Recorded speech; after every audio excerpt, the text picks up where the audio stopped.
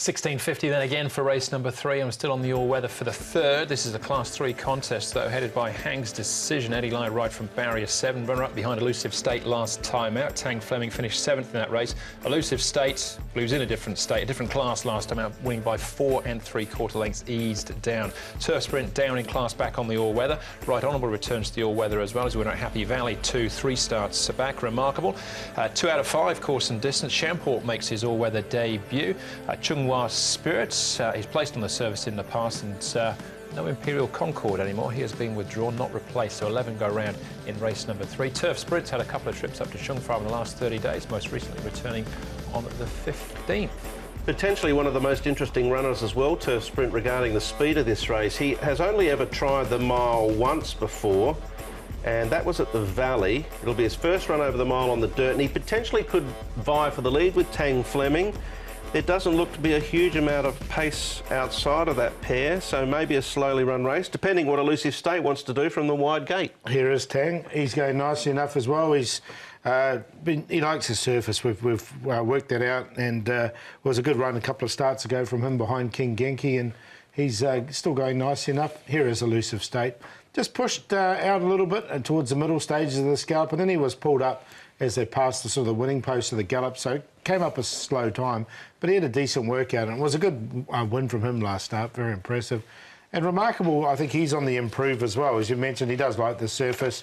He is a 2-time winner on it, and a 3-time winner actually on the all-weather. Joe Moreira will take them out, and he's third up, so I think he'll go all right. Yeah, Joe's ridden him to victory a couple of times as well in the past. This is the first double trio, and a jackpot here of over 300,000, so an estimated dividend in the region of $2 million for the first DT on Sunday. We'll start our search for the winner with Neil Callan. He'll be riding Tang Fleming. His last few runs are a little bit of a mixed bag, but if you look deeper into his form, you know, it's not too bad on the balance. Look, he's been around a while, and you know, he's back into Class 3. He loves the dirt. He's pulled a good gate, and like I say, his first run up was very good. He had to work really hard from a wide gate, but just the tempo and the layout of the race worked in his favour, and he nearly pulled it off. But the next time out, he had to work a little bit harder, and the pace kind of didn't release.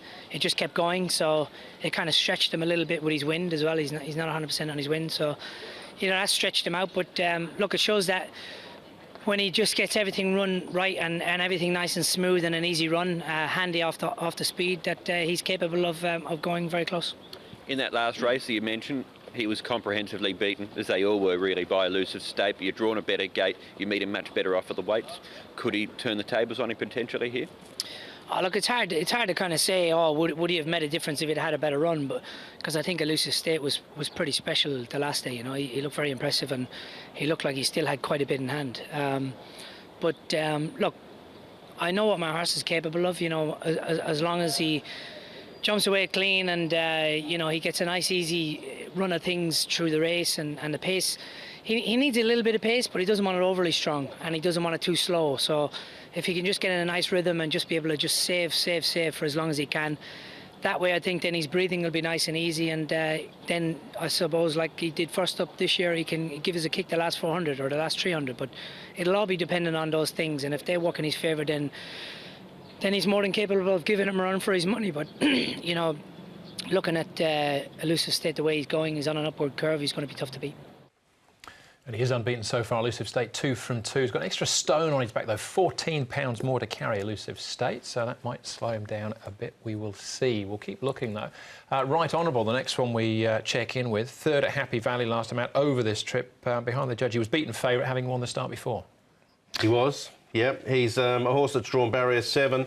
Only had the one start on the surface, so not really sure exactly what to get. I get the feeling he's a horse that can perform with a little bit of cushion in the track. So that might be to an advantage coming onto this surface again. He's in reasonable form. He has had 2 runs, and both of them have been good. They have. It was a really good win from him 2 runs back, and he backed it up with a nice run. I'm not just sure about the surface. He has got the American bloodline through the dam side of it.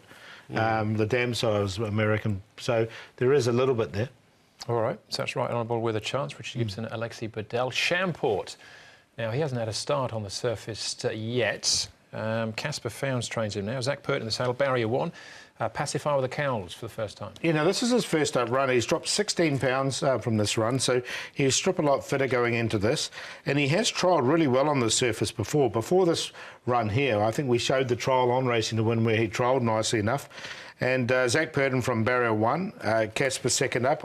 I think there's a lot of positives there, so I found a spot for him. Snuck him in for fourth. 2-year-old form from Australia, won at Caulfield, 4-year-old now. He should start doing something if he's any good.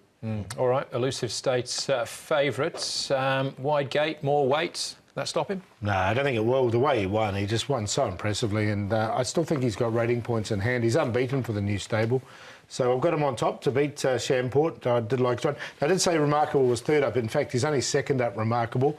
But Joe Moreira will know this horse very well. And if you have a look at Elusive State's win, geez, that was a good run from Hang's Decision because he missed the start by about 3 lengths and stormed home nicely for second on that time. So we'll give him a chance at odds. 3, 9, 8 and 1, but I think the 3 will win. Yeah, I've tipped him as well. As Andrew said, an extra stone to carry, and he's got a wide barrier to offset, but he's just going that well at the moment. Elusive State, he could sit 3 deep, he could probably do a thing or two wrong, maybe get into a bit of congestion, potentially still win. So him on top, I found him difficult to tip against. Tang Fleming, Chunghwa Spirit, Shamport in for the Miners. I will include into my trio Remarkable because I do think he's a horse that will improve second up. Yeah, I hovered over the page with Elusive State as the weight and the draw, but eventually the pen fell on him. Fell, and it's the number 3 on the top as well. So Elusive State on top in the third.